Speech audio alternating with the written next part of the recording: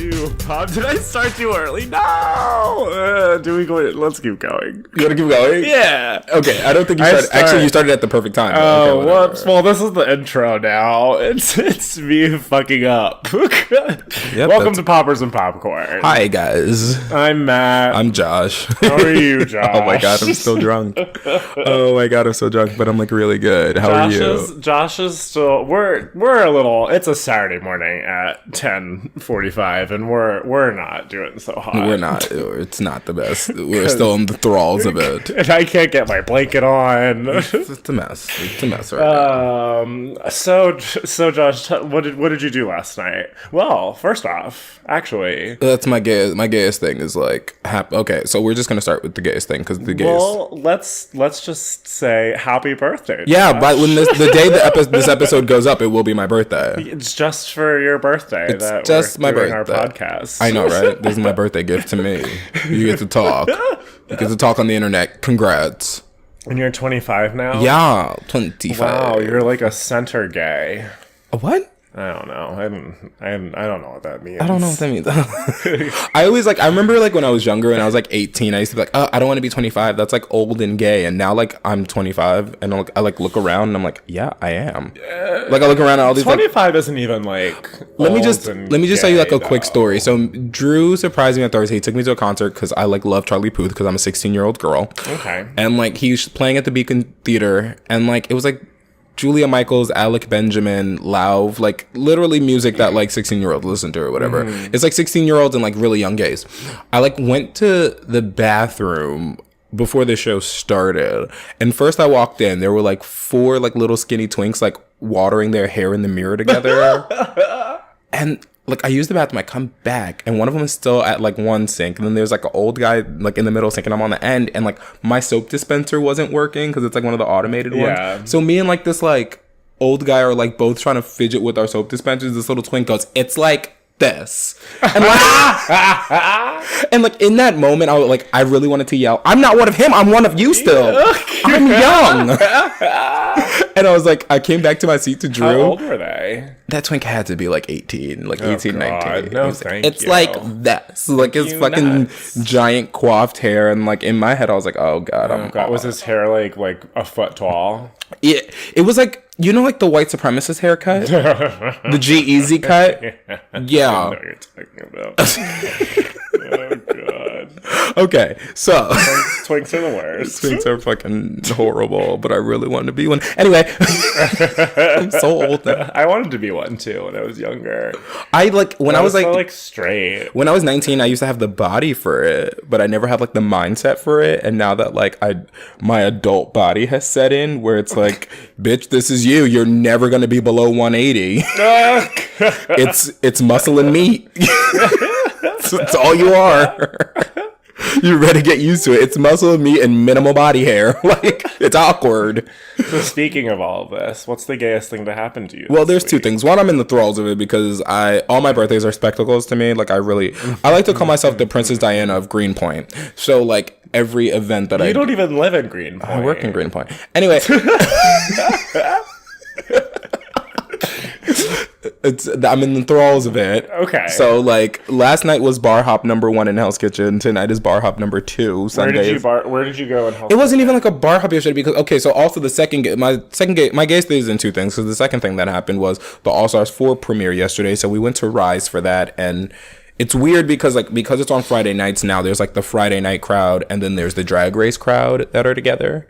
So it's like it's bizarre to say the least. You're really fidgeting with this blanket. I can't get it. I can't get this blanket. Like he's like wrapping himself in a blanket, but like he's fidgeting. I can't get it. I just fixed my balls. That's what Josh was looking at. I was looking. I just saw you like fidgeting the blanket. I was like, what is he doing? My still lubed up balls not stick to my thighs. God, you live a life.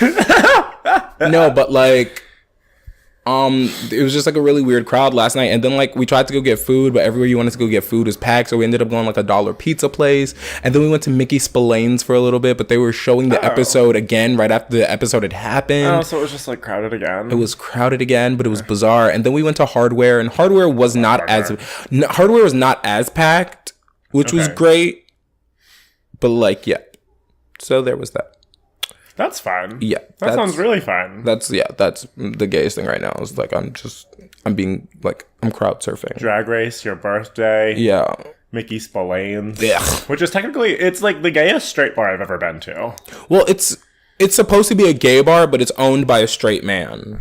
So it's a straight bar. I mean, that's not true. There's a bunch of gay bars on this. Because, like, Mickey Spillane's, their sister bars are, I think, Mr. Biggs and... Where else? It might be hard. And DBL. It's DBL, Mr. Biggs, and Mickey Spillane's are all owned by Mickey Spillane. Mickey Spillane's might be my favorite of those. Yeah, maybe. I don't like DBL very much. DBL sucks. Yeah, it kind of does. It's just like a weird space. Yeah, it's too small.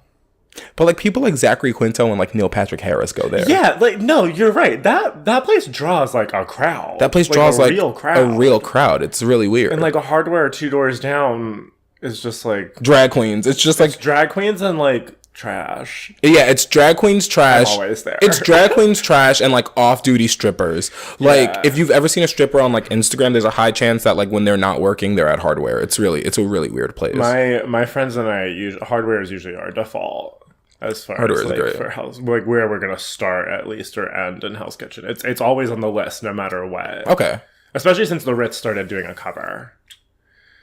Oh yeah. It's the worst thing that ever happened to me. They don't do a cover every night though.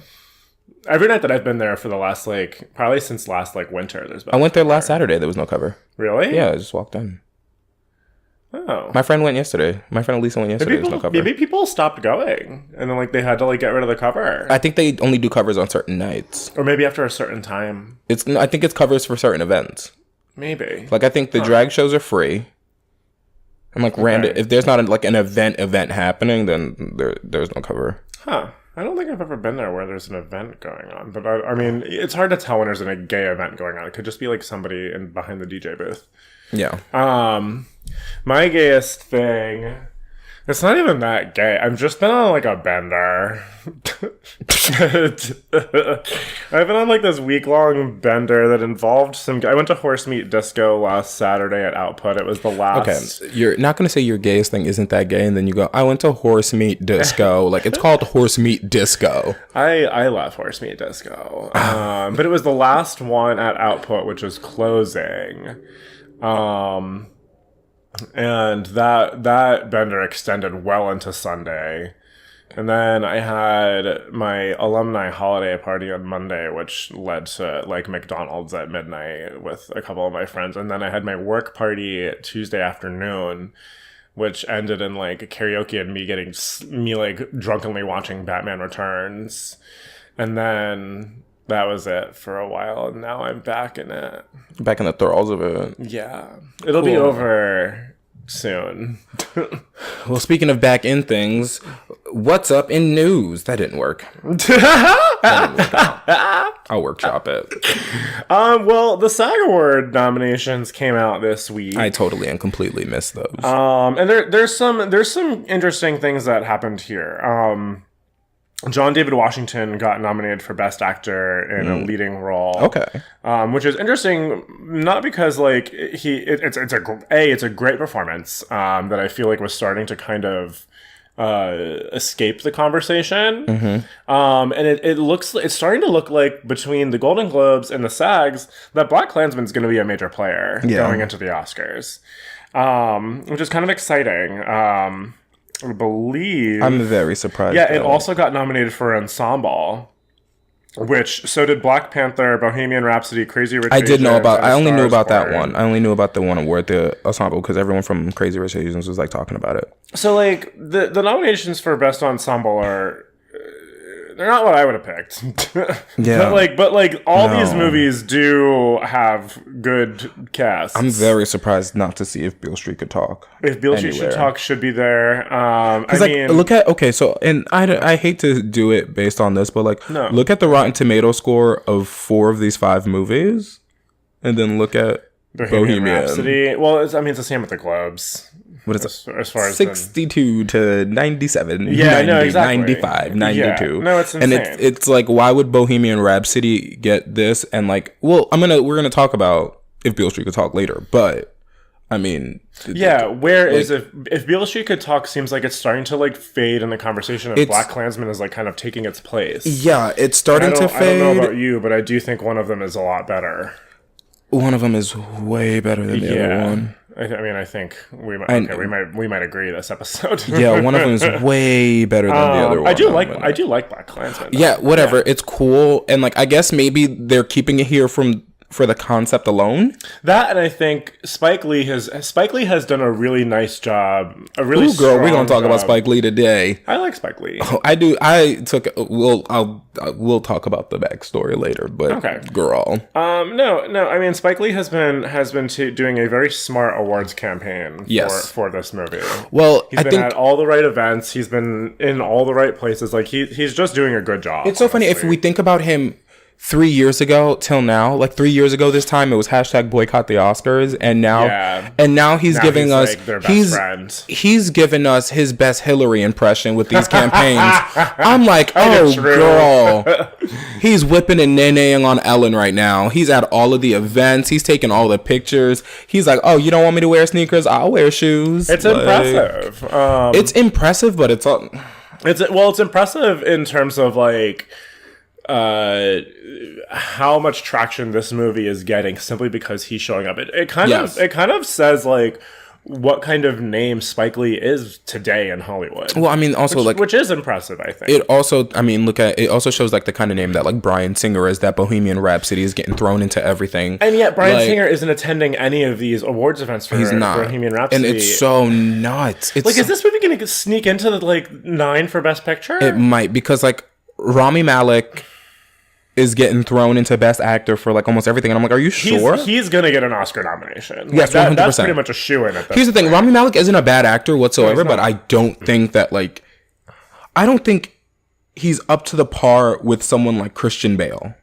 I mean, we haven't seen Vice yet, but I mean, even from the trailer, it looks like he's doing Christian Bale as Dick Cheney. Alone to me, I know, it's very exciting. But here's the thing: I haven't seen Vice yet. I've seen enough of Christian Bale to know for a fact that he's gonna knock this out the park. Yep, I agree.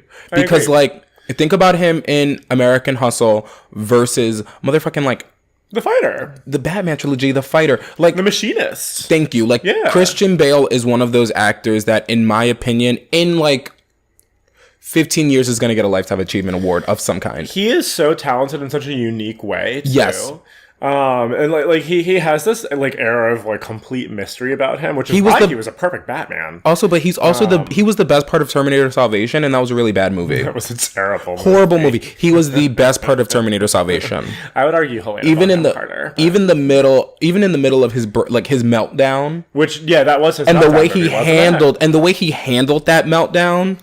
Which is where he took the comedy route to it, where he started making jokes about it. Well, a lot of people if I remember, backed him. We're like, no, like people on set should not walk in front of the actor while he's performing. Yeah, well, that's also very true. Yeah, did he overreact? Yeah, probably. But I mean, like, it's almost as if someone's walking on stage during a Broadway show. But that, and like if you're doing take 90 on some movie is terrible, and you don't want to be, you're probably gonna fucking snap. Yeah, like you're across Jai Courtney. You're across Jai Courtney, and you're acting, and Jai Courtney is just kind of floating through this movie. That movie is terrible. It's like being at a job you've worked for, and then like the CEO's like nephew gets the exact same job as you, and you're working hard, and he shows up late and is like, I don't know what a computer is yet. Yep. I also like Terminator. But then like the mailman throws mail at you, and you have a meltdown because you're like, what the fuck? This is the worst job. It's like, I get it, like I understood it. One last note for the SAGs. Emily Blunt got nominated twice. Who? Emily Blunt. She got nominated for Mary Poppins Returns, and then for supporting, she got a Quiet Place nominee. If she wins both of these, she's not going to win both. She's not. Because Gaga's going to beat her in lead, and I would say Rachel Weisz might take her in supporting, unless they really want to give it to Margot.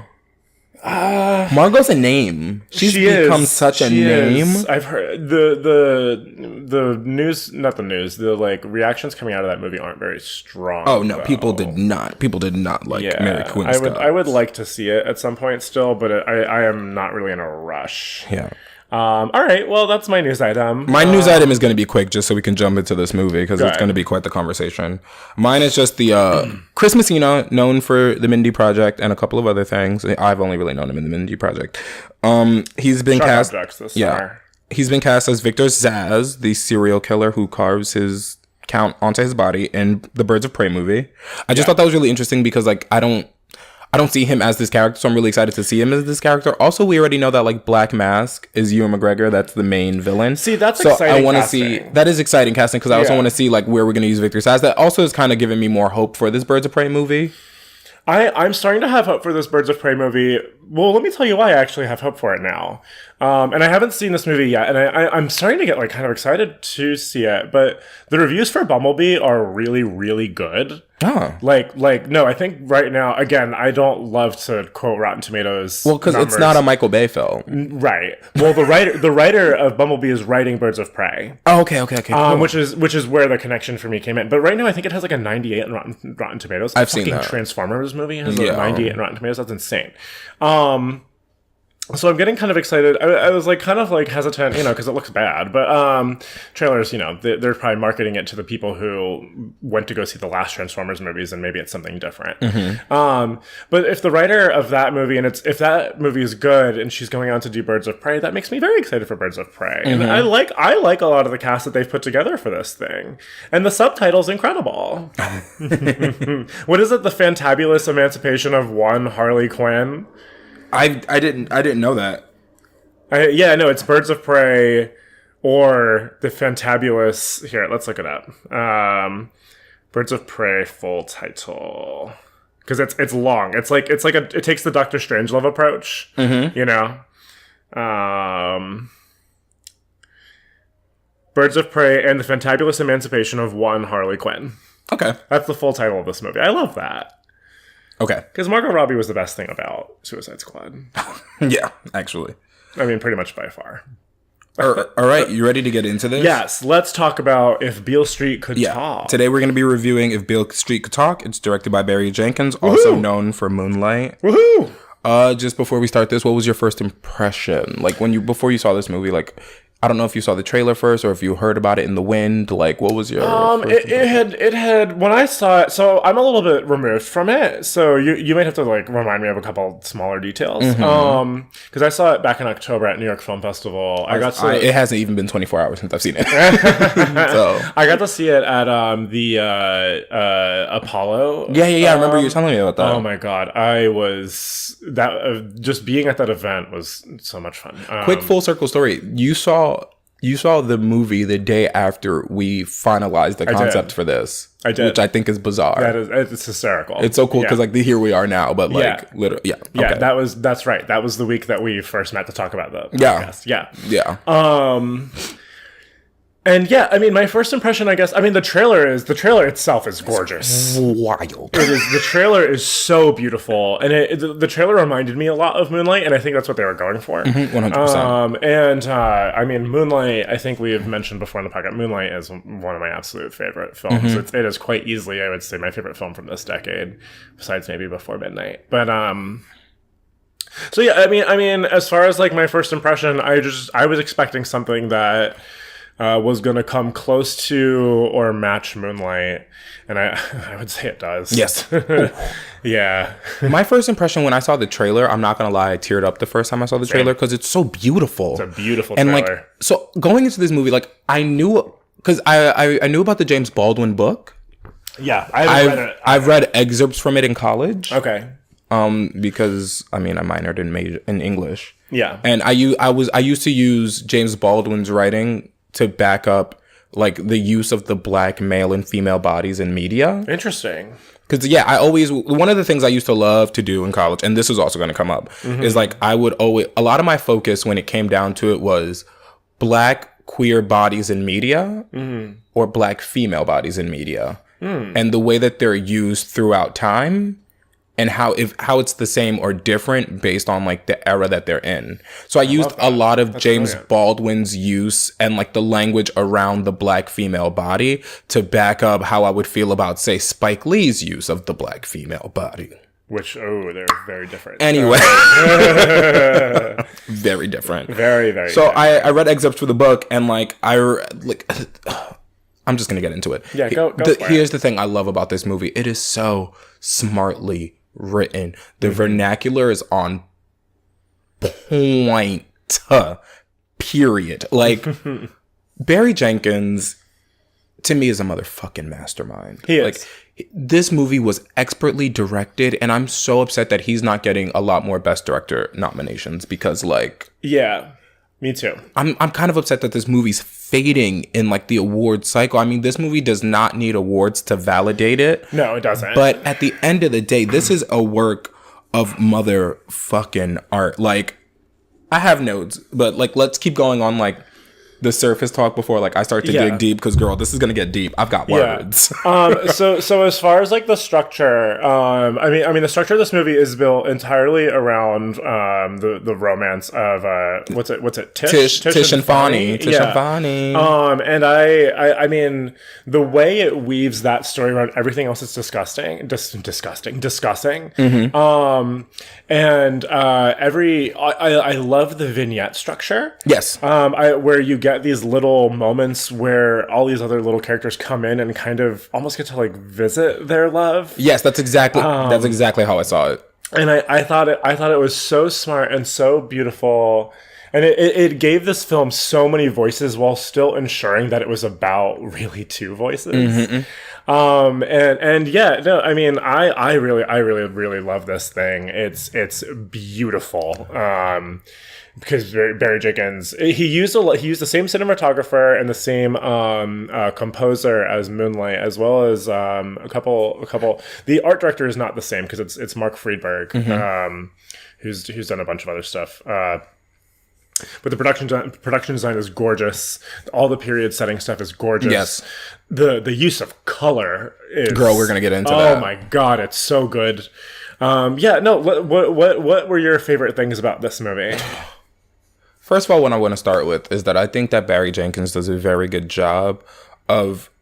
He used the... like, you know, like the phrase, it takes a village? Yeah. He used the love that the Black community lends to itself and has lended to itself for years to prove that it takes a village to raise these two children, because mm-hmm.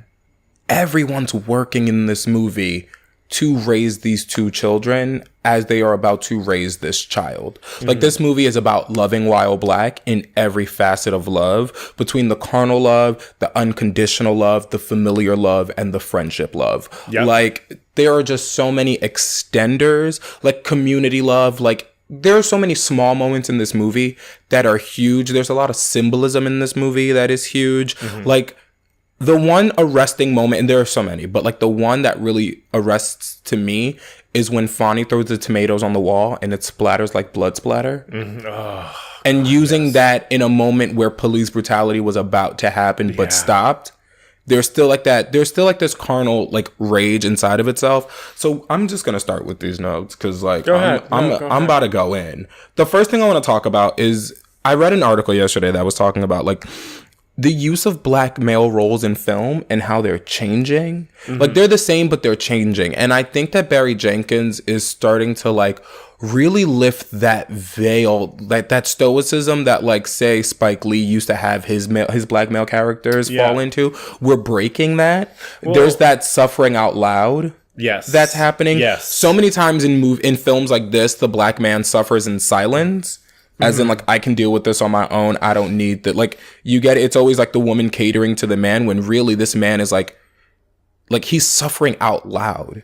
Yeah. And it's so beautifully woven and written. Like, at the very end when he's like, that last scene when he's like talking to her through the mirror and the last time they're talking on the phone and he's like, I'm going to be home. I'm going to be in your arms again right before she has the baby. I was just like the way that we use these characters, the fathers in this movie, both of the fathers. Oh, they have such a cute friendship. They have such a cute friendship, but it's also like, these aren't men stuck in like this machismo culture where like when she announces she's pregnant, the father reacts the exact opposite way that you expect him to react. Where like people immediately would have thought, you took the virtue from my daughter, you're this, you're that. Where he was just like, I just want to know if you're ready because you're so young. Like, I'm happy for you, but like, you're young. Do you want this? And like, it was showing that it was like the breaking of like, he's HOH, like he's head of household in as much as everyone in my household has their own agency. Yeah. My name is just on this lease.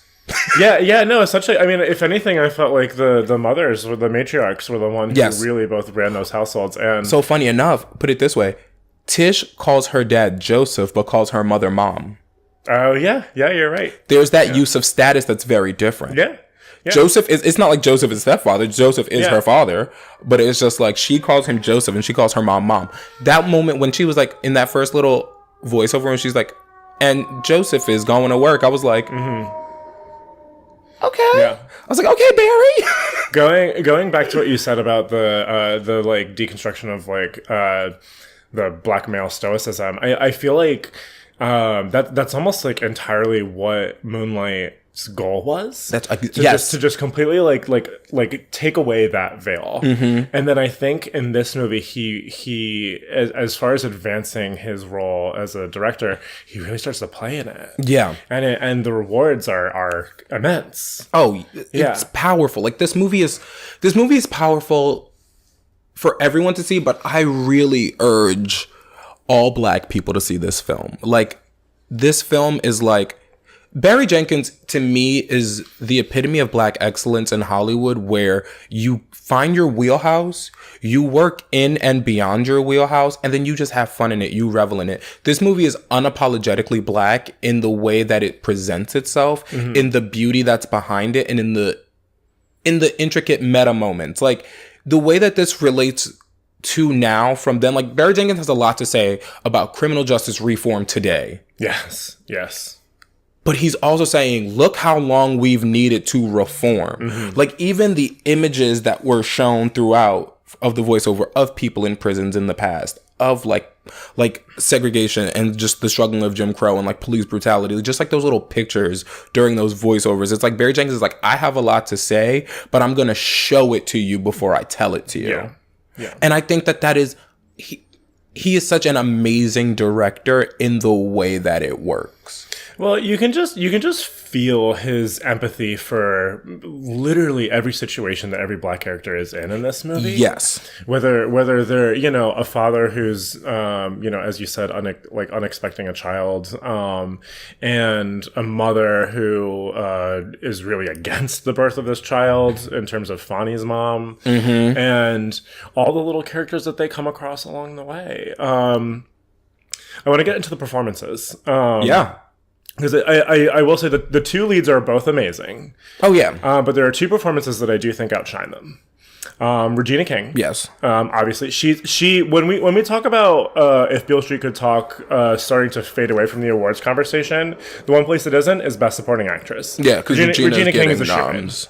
Yeah, she's gonna win pretty much every Best Supporting Actress nom. She just is. I really want her to get. I want her to get this Oscar nom so bad. Like I want her to have this Oscar. She's not just gonna get the nom. She's gonna win. Like that. That's one thing. I want her to get this Oscar. Like she needs to take that Oscar home. And the other one, I would say is Brian Tyree Henry, from Atlanta, from Widows. Yes, he plays the friend that comes back from prison. He killed it. So that was my favorite scene in this movie. As far as, because what we talked about with the vignette structure of the film, where a lot of people were coming in and out of their romance and expressing their own experiences. And Brian Tyree Henry's long table discussion about the prison the horrors cycle. of prison. About the terrors in the prison cycle to Fonny, I found to be... as far as acting, it was among the most profound things I've seen on screen this year. And as far as filmmaking, there's so much restraint, and yet there's almost like technique in that scene. There's almost like techniques of like horror. Yeah, 100%. It's bone chilling. It is absolutely bone chilling, and it's partially the actor's words, Brian, the way he's delivering those words. But it's also the camera. It's also the I think the also lighting. The score. Oh my God, The score also. The score is amazing. The score under this really boosts this to like another level. Yep. This movie's already amazing in my I already watching. I was like, it's amazing. When you sit down, if you close your eyes and just listen to the score, you know exactly what's happening. Yeah. The score itself tells the story as well. Which was the case. It's the same composer as Moonlight, and I think that was the case there too. Yeah. Yeah. Okay. Where do you want to go next? Well, what I want to talk about really quick is like one of the things in when you use the black female body in media is like the Madonna horror complex, where like there's that sexually active woman versus like that virtuous woman, and it's like the sexually active woman needs to be like punished for her sexuality, while the Madonna or like this like virginal pure woman is like the ideal. Barry Jenkins broke that almost immediately with this film. One. Yeah. Because the only openly sexually active character is also the most innocent and pure character in the film. And I think that that's amazing that he did that. Yep. And this is where I was just going to touch on really quickly. He's doing currently what Spike Lee failed to do in the 80s and 90s with female characters. Okay. A lot of Spike Lee's sexually active female characters that are supposed to be free, in the end, always end up with some punishment for their sexuality. Interesting. Of some sort, whether it is physical, emotional, or some way. These women are always hurt for their sexuality and for their freedom, and it never makes their character stronger. If anything, it always sets them back. Okay. This character, one, was never punished for her sexuality, sees her child as a gift, and like is never ashamed of what she did. Mm-hmm. And that's why I want to talk about that one line, "Unbow your head, sister." Oh my God. From her sister Ernestine was the moment to me where it was broken, was because when she was telling about her pregnancy, she got really meek and lowered her head when her father was speaking. Mm-hmm. And Ernestine, when she said "unbow your head," was her way of saying, own your power. Yep. You own yourself. Do not fear anything or anyone in this moment. Yeah. And that line to me I was floored in that moment. I agree. It's in the trailer, and like it is. It's powerful in the trailer, and you don't know you don't get context from the trailer. Yeah. Seeing it used here and getting the context of that, otherworldly. Yes. The vernacular used here is also very powerful. Like especially in a movie about a relatively uneducated and not wealthy family, the writing and the dialogue is so expert. Like it's clever. Like they speak on another level. Yeah. And I think it's almost Shakespearean. Okay. In the way that Shakespeare used language. Okay. Where the wordplay is intricate and it's tight and it's woven and it's poetry in motion. I almost feel like that's even, I mean, yes, Barry Jenkins, that to me almost feels like it's more James Baldwin. Oh, 100%. Yeah. Oh, no, it's 100%. I mean, a lot of the dialogue is lifted. A lot of the dialogue is lifted right out of the book. And it's beautifully done. And it's like 1970s Harlem. Yeah. And it's just wild to me. Like, this movie is wild. And like, what I also want to touch on really quickly is like the use of hair in this movie. Yeah. The use of hair in this movie is very funny because like if you look at Fonny's mother and sisters, their hair and costume design itself, we're going to talk about costume design in general right now, but their hair and costume design is used to show like the dichotomy between the black families. Yes. Where like their hair is permed, primmed, curled, proper. All the other women pretty much have their natural hair out, their afros, and it's like it shows like they think that they're on a totally different lane. Yeah, Tish's family is, and yeah, it's really funny because Fonny's the only person in that family without him, and his father are the ones without hair like that, and they're the people who are set apart from their own family and more into Tish's family. Right.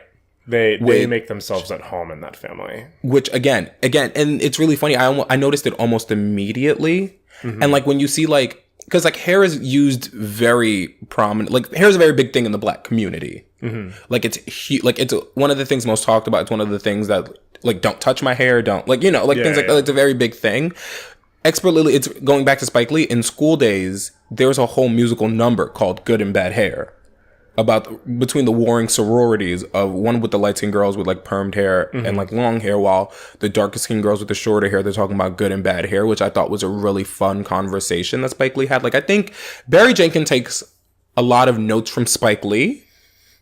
Yes, I think in terms of like both of them being black artists and Spike Lee really being. I also think in terms of cinematography. Before. Yes, I would agree too. The way that they frame things very similarly, because like if you played certain scenes from certain Spike Lee films that are gorgeously done, I think Barry Jenkins does like a lot of the same, not a lot of like, it's not like the exact same like Lifted, but a lot of inspiration can be seen between the two of them as filmmakers. Like my problems with Spike Lee might be the way he uses characters, but like I don't think he's a bad filmmaker. No, not at all. He's a great filmmaker, and I think Barry Jenkins also is an amazing filmmaker, and like it really makes me happy to see a movie like this where it's like it's beautifully done and it's a work of art in and of itself. Like this is a movie I already know for a fact the second that the Blu-ray drops, I'm snagging 3 of them and I'm handing this shit off for Christmas next year. If you know me, guess what? That's your Christmas gift next year. It's been spoiled. I'm serious. Like I've been, after I got out of the movie, I texted so many of my friends where I was like, we're going to see this next week. Yeah. It's a movie I will see in theaters as long as I can. Yeah, I would like to see it again. I just when I was looking at it before you came over, I saw it's going wide on Christmas Day, and I'm going. It's going wide on Christmas Day. When I'm in New Jersey, I'm going to try to. I think I might take my family on Christmas Day to go see it. Oh, that's beautiful! I love that because it's a movie that I think my family would love, and I think that like also one of the really fun things. So much about family and love, and that's just it's also perfect for Christmas. I want to talk about that one Saturday night scene where Fonny's family is in the house. Where everyone's in the house. That was probably the best scene of like pure dialogue in the whole thing. Pure dialogue, one. And two, it's really funny because like Christianity is something else that's very entrenched in the black community. Yes. It's deeply rooted since slavery. Like, let's be real. Like, me and my friends, we used to make the joke that like, if there's one thing slavery gave us, it's Jesus. So, like, we used to always make that joke because we're weirdos. But like, the way that like, because like Tish's family is Christian, Fonny's family is fundamentalist in their views. Yeah. And like it's Barry Jenkins in and of itself, he's like, you can be Christian and still support your family. Here's how. Right. Right. Which is a huge conversation. It's a very huge conversation. Especially for right now, where like organized religion is kind of dividing a lot of people, especially with all these different political views happening right now. Yes. I mean, like every time I visit home, my mom is always like talking about like, oh, there's gay churches. Like, I'm not going. But anyway, sorry. Go ahead. No, 100%. It's like really funny because like Barry Jenkins touches on like the use of religion here. And it's like, first of all, not only was this lifted straight from James Baldwin, James Baldwin lifts straight from the fucking Bible. And let me tell you something. Say what you want about the Bible and how you feel about it. When I tell you that, like, the way those motherfuckers were writing, intensity in those words. Yeah. Because, like, when the mother was, like, cursing, when Fonny's mom is, like, cursing Tish's baby. Yeah. And oof. She was like, and she something along the lines of like, I want that seed to shrivel up in your womb. I was like, damn, bitch. Yeah. And then like Ernestine. That is a biblical insult. Yes, 100%. It's like a curse that spans generations. And like the dialogue used in that scene to me was powerhouse. Yes. Like, but it was never beyond the reach of the actual setting. Yes, 100%. It's never beyond the reach of the actual setting. And it's really funny how what it does for the female character in this movie, because the female characters work verbally while the male characters work physically, because Fonny's dad hits his mom and almost immediately the power's taken from him when they're like, yo, get out. We don't need you here. Yeah. Yeah. Because they were like, we're warring with words. Like, it's just Barry Jenkins going like, as you can see, like, the woman is strong enough to deal with this on her own. Yeah. And then the women deal with it. Because once the men leave, I feel like the dialogue goes up. Oh, yeah. Like, between the siblings. Because, like, it's also really funny. As you can see, like, there aren't curses between the women. The women don't really curse. Oh, no. And even when the father curses, when he's just talking to Tisha's mom, that's when his wife is like, you're speaking to a woman. It's like, it's so interesting the power that goes into these female characters, and that's a piece of why I love this movie so much, is because the power given to these characters, where like this woman like cuts her neck at her husband and it's like talking to another woman's like, you're speaking to a woman. Like, check your fucking self. Yeah. And he keeps cursing as a means of defiance. And he's trying to defy his wife.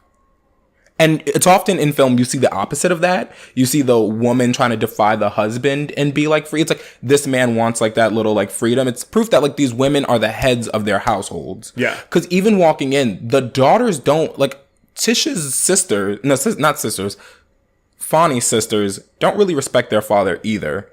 Because when the father hits the mother, the first thing they do is like, don't touch our mother. Like, it's such like... It's clear who has the power. It's a female-centric movie. Yes. And it's a female powerhouse film. Because the people dealing with the legal situation in this film are the women. It's the women meeting with the lawyers. Mm-hmm. It's the...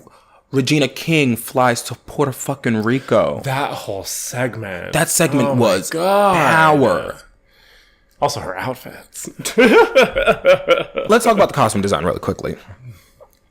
I knew I was in for a great surprise when... I knew I was in for a great movie when the very first scene, their outfits are reverse of each other.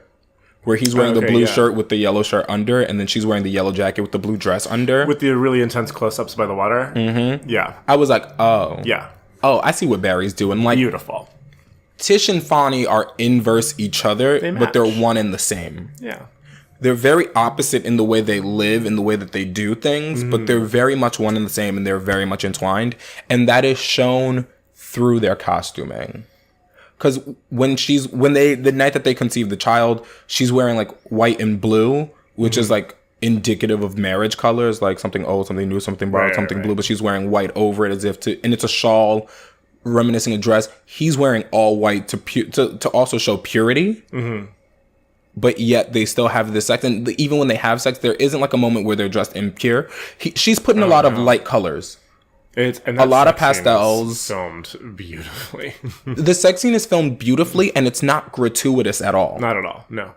There's not a moment of that scene where like you do not feel the actors are acting their asses off. They're acting their asses off, and it's not like beautiful. And it's really funny, especially her. Sometimes some sex scenes can come off a little porny in films. Blue is warmest color. And the way that this sex scene does it's very powerful. So one of the things that happens in film, especially to the female body, is like they cut the female body into segments. Mm-hmm. Like they'll only show the legs, they'll only show the torso, they'll only show the. Well, it's like the male gaze. It's the male gaze, and it's chopping the female body up. Yeah, this sex scene wasn't filmed from the male gaze. No, in as much as the most we see from both of them is from like the right below the chest up, and that's it. Yeah. And it's about facial expression. Yes. Yeah, it's all about facial expressions. It's about the little movement. It's about looking in your lover's eyes. It's really no. I mean, like, as we talk about it as a sex scene, and this is cheesy as fuck, but like, no, it's really like they're making love. That's one. Like, I mean, he says it. Yeah. And so what I also want to talk about is I'm very surprised that Stephen James is not getting and Kiki Lane. I'm surprised both of them are not getting recognition in this award cycle. It's unfortunate. Yeah, I feel like because they're both really, really great. I would say especially Lane. Think that like but I think Stephen James is great too. He can take Rami Malek's spot in a bunch of Best Actor runnings. I mean, I haven't seen Bohemian, but I think it's a beautiful performance. I think his job is a little easier because the plot revolves around him a lot. Mm-hmm. So he's mostly reacting to what's happening, as like, not that, I mean, that's just what acting is in general, but like I feel like Kiki Lane, we really get to sit with her more, and we get to sit with her in like these quieter moments more than we do with James. Not that it's not a great performance, but I can see why he might have escaped the conversation. I don't see why she has. As far as her, no, I don't get it at all. It's like, a really beautiful performance, and it's really funny because throughout this film you really watch her grow up through this pregnancy. Yep. It's a coming of age story. 100%. Because in the very first scenes, she's meek and she's quiet. Like that whole Saturday scene is really where she that's where her journey starts of growing up. When she stands up and is like, I called this meeting. Yeah. That's where she starts to grow. And then beautiful. By the end of that pregnancy, she is such an adult. Mm-hmm. Well, think of how many things. I mean, this whole movie puts her through the ringer. 100%. She handles it without losing any sense of herself, and it's really, really beautiful. But it's also because, like, even when that one Regina King line, when she comes in and she's like tossing and turning in bed, and like her mother's like, I can't help you, and Lord knows if I could, I would. Like, I would do everything in my power to do it, but I can't. And from that was my favorite line. Love have brought us here. Ugh, that line like murders my soul. Like, she goes through this alone, and she comes out on. I think she comes out on. I mean, at the end of the day, not really, because Fonny's still in prison. But I still think that, like, as a character, like, she's grown now. Yeah. No, I mean, as far as like the way the last scene of this movie is constructed, it really puts together the two character arcs, and it puts together every little thing this movie had been saying up until that moment. Yeah. I mean, you have this dark moment with Ed Skrein as the racist cop. Yeah. And you have Brian Tyree Henry's speech about the horrors of prison. And then in the final scene, they haven't gotten what they wanted, but you can feel because let me be clear. When it was the first time I was watching this movie, like as I was watching it in the middle, I was like, this is great. This is a little bit meandering. And I remember feeling that way about Moonlight as I was watching it the first time too. And then you get to the final scene and it all just comes together. Literally Barry Jenkins does not waste a second of screen time. And he puts everything in that supports this one final moment that makes all those other moments shine on their own again. Yeah. When you think about them again or when you watch the movie again. It definitely, and you know what's really funny about this film? It's like, because as we're two very big people on pacing. Yes, like if you ever I listen back on our podcast and I'm like, one of the critiques that we give to a lot of movies is in the middle I was kind of bored. Yeah, my biggest critique for almost everything is it's too fucking long. Again, this is why I'm saying Barry Jenkins is a mastermind. He does not waste a second of screen time, and he also does a thing where it's like, it's called like the Pope in the pool, where like if you're gonna have a moment of exposition, have something really cool happening to go through that exposition, like the Pope swimming naked, the Pope in the pool. You know, you're right. Barry Jenkins does that so well. Yeah, like even where like it's the scene with like Dave Franco and James like dropping that imaginary stove. Yeah, and then like when Tish is talking, it's literally like the sun shining from behind her, as if it's a lot of biblical iconography where like she's framed as like the Virgin Mary. Yeah. In this film a lot. Yeah. There's always so much purity behind her, even while she's pregnant. Yeah. But like the scenes where before she's pregnant. It's not an immaculate conception. And it's not an immaculate conception. And that's what's amazing about it. It's like it's really, the scenes really before they even first do it, it's very much like light is shining on her. There's a lot of purity behind her and a lot of purity through her. And then there are a lot of those same moments while she's pregnant. Where there's still that light shining on her. There's still that purity. Where like the birth of the child is coming out of water as if like this baby's automatically baptized and pure. Yeah. Yeah. Happens. Like, there's so much beautiful. Like, exactly, there's so much beautiful iconography, and like the fact that like that childbirth scene happened right after the scene where she's talking to him through that prison wall, and he's like, I'll be home soon. I'm gonna be home soon. And then the baby comes as if to say like he is with her through the child. Right. Yes. Because he's saying, he's smart. Like, and he's saying, he's like, I'm gonna hold you in my arms, but really he's with her through the child. She's holding him in her arms. Because again, she's that head of household again. Yeah. That cycle is starting again. Yeah. It's still the female power. Like, it's so deeply entangled and so smart. And the editor himself, I believe, also deserves an applause. Yep. Because the editing on this movie, the transitions in this movie are motherfucking flawless. Flawless. Like, and it's like, a piece of it is like, being that I grew up in a very Christian family, a lot of times if a film has Christian, and I went to Christian school most of my life, and just like, if there's like Christian iconography and things, I kind of pick up on it immediately. Yeah. I think this movie uses it in the best way possible. Because it brings forth the beauty in this film and the beauty between these two lovers. Because never at a point is their love seen as wrong. Oh, no. To anyone. Except Fonny's mother. Yeah, and the cop. The cop doesn't see their love as wrong in as much as the cop sees them as wrong. Fair enough. Okay. I'll agree with that. And so that's what I also want to talk about, because at that grocery store scene, this is where I'm also talking about that use of like community love. Yeah. Where like the shopkeeper who's not black comes out. Like, I love that. She was like, these two young people shop here all the time. What you're not going to do is try to hurt them. Everything she said is true. Come inside. Yeah. And they leave with a bag of food. Yep. Because she was like, I'm going to feed you. Yeah. Which is also very big, because like in the black community, food is a very big thing. Mm-hmm. People come to your house, you fix them something to eat. You know? And when Fonny's friend comes over, the one that was in jail, the first thing Tish does is goes to get food to cook. Which is like, a lot of people see that as like this subservient thing, but I don't see that as that at all.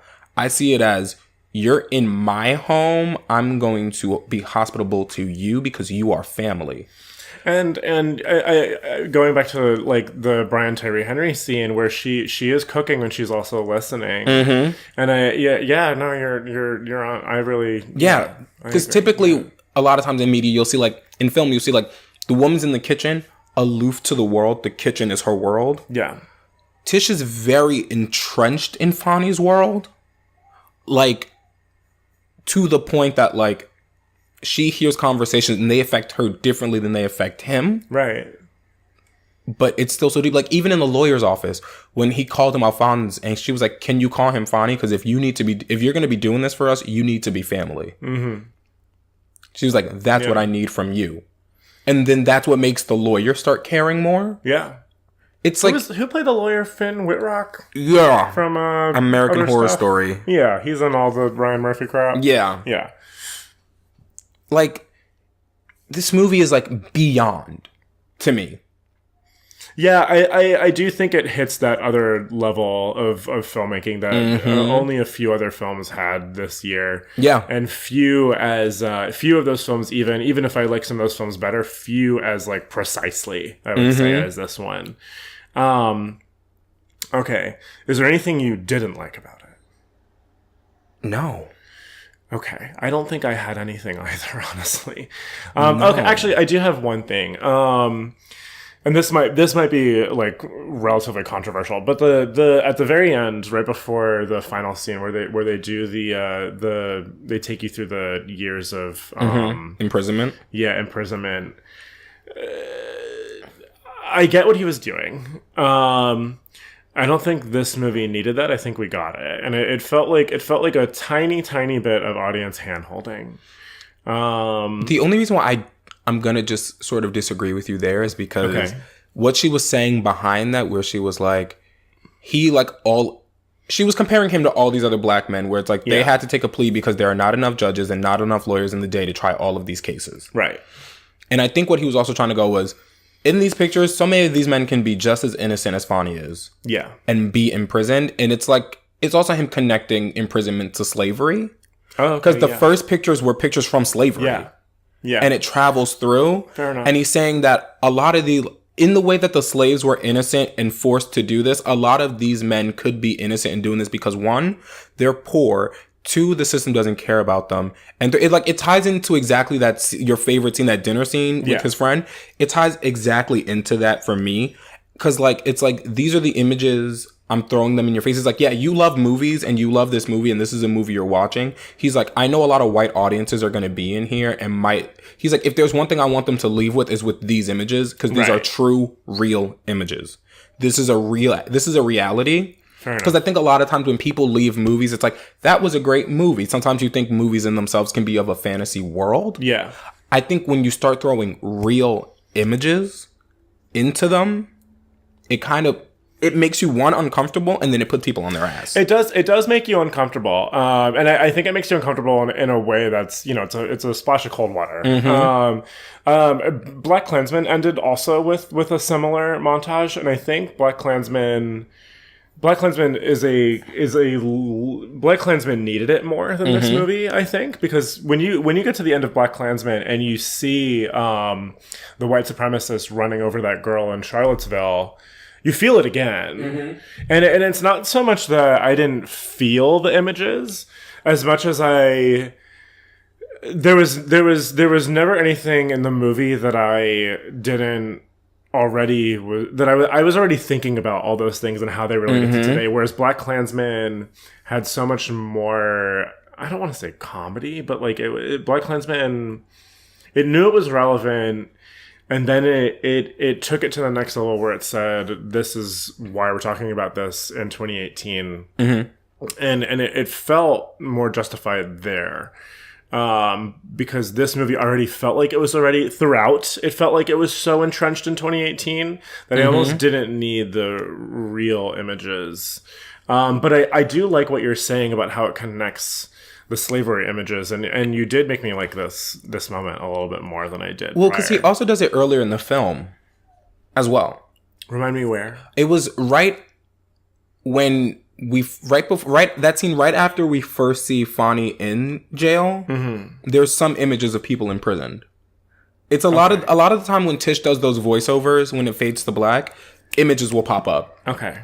And I think again, I have to see this. It's reminding you. You know? Yeah, it's like this is real. This is happening. Yeah. And so that montage that happens at the end of Black Klansman, Spike Lee actually does that often because his movie Bamboozled, he has that one about all the minstrelsy, and it's very powerful to do, like, when you have a movie where you have something to say, to show real life images. Yeah. And that's just kind of a piece of why I like it. That's kind of just like the style of filmmaking I'm into. Fair enough. Where, like, you kind of bring the real into the fantasy. Yeah. Because it makes it, I'm one of those people, like, if something's meta, I'm in. I love it. I love commentaries on real things, like, things like that. But, like, it's I think Barry Jenkins does it expertly in the same way that, like, Spike Lee does it. Okay. Like, because, like, he uses it at the right times in the film. In the same way that he uses dialogue in the right times in the film. Like, I just think things are placed in places for the right reason. Okay. It does so little. What I don't like about it and what I do like about it, as of now, because it's like they do, like, the good outweighs the bad. And it's not even like I was interested to know. I was more just interested to know. Like, it's barely even a critique. Like, I can't. There's so little to say that's negative about this thing. Do you have any final thoughts? I have so many. No, I feel like I've said everything that I've needed to say about this film, but, like, I implore everyone who's listening to this, even if you've already seen the movie once, go see it again. Yeah. Because I think that, like, this is one of those movies that, like, the more you watch it, the more you'll pick up. Yeah. And the more you'll see. Yeah. Because I feel like the thing with moving image is that, like, it's moving there and then it's gone in a second. You didn't get everything in there. And I think this is one of those things that, like, you can tell that he put small things in small places for people who are going to watch it again. Yeah. Because Barry Jenkins is just one of those people that does things like that. Yeah. I mean, it was the reason that Moonlight was such a treasure to see, like, 3 times in theaters. Yeah. Yeah. All right. How many huffs? 5. Yeah. Same. This is my first ever 5. Same. And I'm going 5. Well deserved. It's a 5. I'm going 5 as well. This it's beautiful. I think... I mean, I'm going to give this a couple more rewatches and give it some time. Right now, Moonlight is a little bit ahead of it. Moonlight was a little more of a shock to the system of, I think, cinema than this will end up being. That I think that was the thing about Moonlight, is that, like, this movie isn't as much of a shock to the system as Moonlight was. For cinema, I mean, like, in terms of what we're talking about on the big screen. And Moonlight's also a little bit of a miracle, like, far as where Moonlight went. Yeah, but also, like, timing and, like, everything about Moonlight was very it was very intriguing in that exact moment. Like, yes, the casting of Mahershala Ali and to be that character was wild. Yeah. Like, Janelle Monáe was amazing in that. The lighting in that was wild. Yeah. The cinematography was almost never seen in the style that it was done. No. A lot of those scenes were more than shock value scenes. Like, a lot of times scenes like that would be used as shock value in films. Yeah. These weren't. I think the use of, like, the black gay male character suffering out loud while being silent was something that was very interesting and powerful. And it was fresh. It was very fresh. I don't think anybody's done that before on the big screen. I think that the thing with this film is, like, we've kind of seen stories like this before. And this doesn't take away anything from the film, but I think that it's the reason why, like, for me personally, because I still do put Moonlight over this movie also, but the only reason why I do that is because, like, I've seen stories like this before. Yeah. I haven't seen stories like Moonlight like that before, so I think that Moonlight resonates a little deeper because of everything about it. I agree. And then I think that, like, had this come out before Moonlight, maybe it would be a little different. But because like Moonlight gives us a precursor, so we knew what to expect. Right.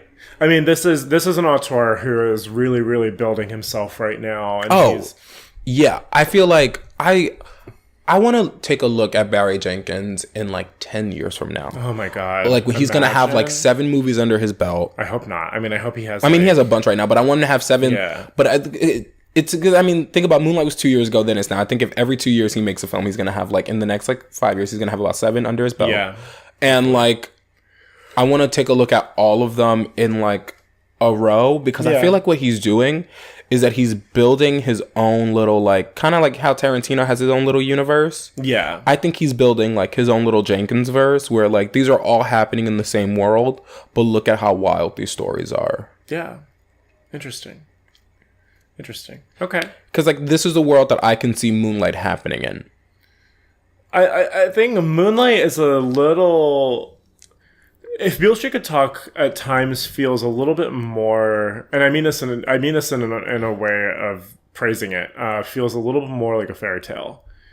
In terms of like the filmmaking and the use of color and the heavy influence of the romance. Well, think about the mysticism of Harlem in the 70s. I know. No, exactly. It feels like a playground, whereas Miami in Moonlight feels like Miami. Well, that's also why I think this is a world where both can happen, because like Moonlight in itself feels like more of a cautionary tale. Not like cautionary tale, but like it feels like it's a darker story because it's in a darker place. Like the thing about it is that like he picked the 70s is such a weird time because like it's before the crack epidemic, it's before the AIDS epidemic, and it's before Reaganomics. Right. Which were 3 things that really crippled the Black community in New York and in the country. We're still feeling it today. Feeling it today 100%. But like, it's right before that where like a lot more new things, especially like Black in media, like Blaxploitation films, were like coming more to the playground. We had like more Black stars in Hollywood. Like there was just Cage was created in the 70s. There was a lot happening, and then like all these things that really hampered down the Black community, particularly in the bigger cities. Because like they were feeling it in the South, 100%. Right, of course. The things that were hampering them down in the bigger cities are what hit. And like, it's so weird that it happened right before this. Like, that's a piece of why I think also it feels like a fairy tale. Because like Moonlight is in a world after all of this stuff has already happened. Yes. Moonlight, if Beale Street Could Talk,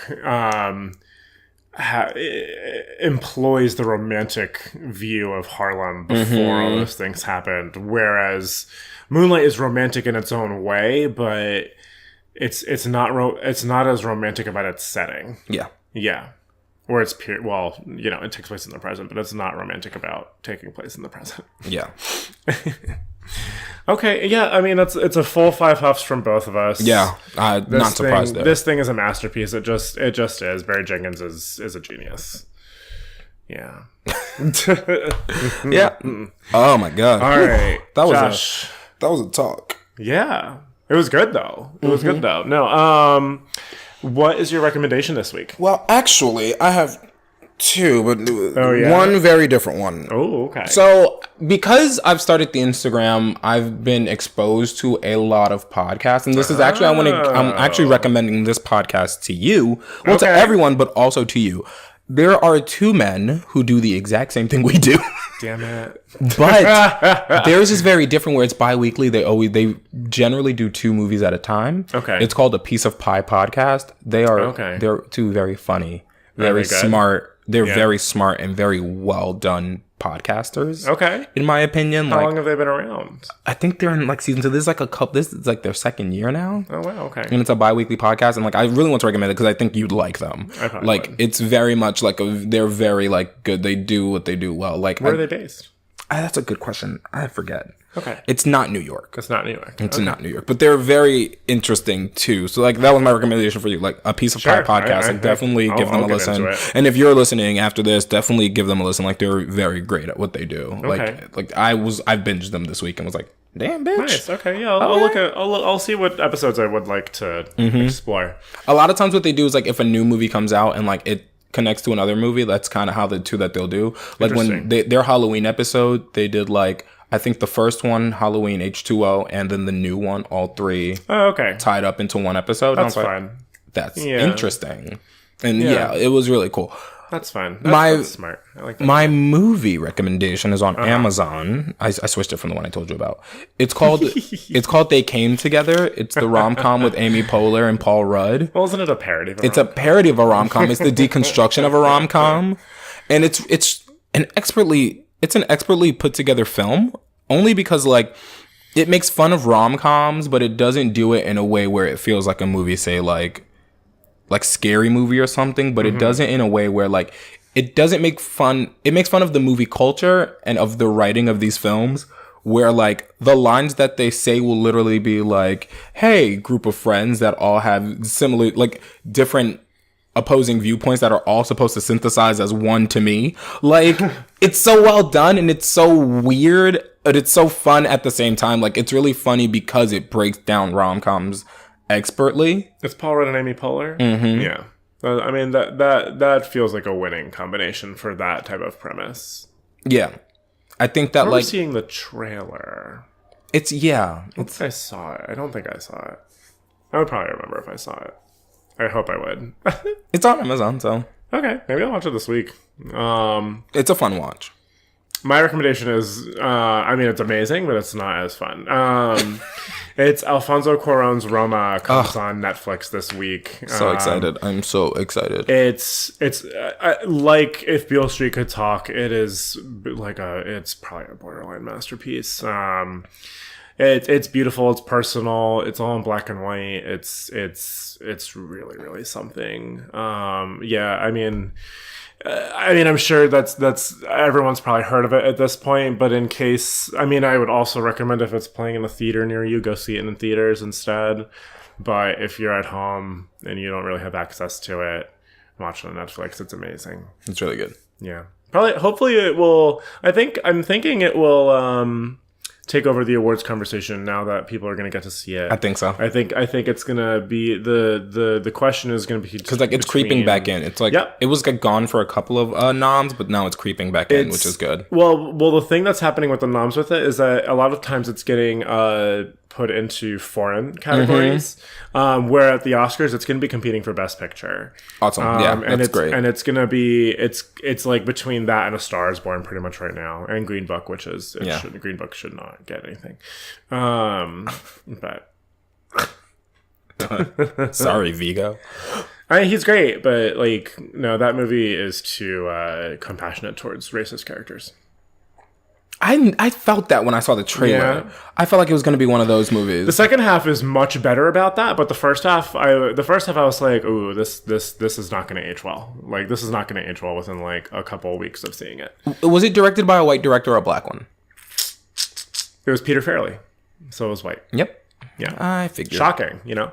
All right. I figured. Well, that's our episode. Yes. Next week we'll be doing Aquaman. That's gonna be a fun one. We've done like 3 major awards movies in a row, and I'm kind of excited to just like break down Aquaman. Oh yeah, me too. Yeah, no, like I don't know. I have a sort of a soft spot for some things about the DC universe, so I'm pumped about Aquaman. I'm gonna be so mad if Aquaman becomes like a masterpiece and we break it down the way we broke down this film. I'm gonna be so it's not mad. Gonna be. I don't know. I've heard some really good reviews. I've heard some good things about it too. No, I'm pumped. I can't wait to see it. I'm so excited. I'm gonna see it. I think I'm seeing it Thursday night. I'm seeing it Thursday. I'm seeing it Thursday night. It's gonna be exciting. Great. Okay. Well, we will talk to you next. Well, no. First, we're going to talk about our Twitter and Instagram. Yeah. If you are listening to this and you still don't follow our actual podcast Instagram, it's just Poppers and Popcorn, one word. I'm curating it, and I'm trying to be as creative. Josh is doing a wonderful job. He posted on our story last night some like twink dancing, and I was pretty pleased about it. To also show you that we have a life. Yeah, we have lives outside of this. Yeah, promise. As far as you personally, where can we find you on Twitter and Insta? On Twitter, it's at Jayranosaurus, JAYRANOSAURUS, Jayranosaurus. I love it, and I'm never going to change it. I made it in college. Don't judge me. And then my actual personal Instagram is @OGreat_it's Josh, because, you know, Aren't you so excited to see me? You can find me on Twitter at Dr_Dougherty, Dr_DOUGHERTY. Fuck you, Josh, for laughing at me. I don't know why I always find it so funny when you're spelling things. And on Instagram, I am COtter318. I'm not going to spell it because Josh is an asshole. And you can also find us on Gmail at Poppers and Popcorn, one word and spelled out at gmail.com. Go fuck I'm just like laughing at how hard of a time I gave you about spelling things out and where we've gone with this. Fuck yourself. We will see you next week where Josh will have already gone to fuck himself. See you next Tuesday. See you next Tuesday. Okay, guys, don't die.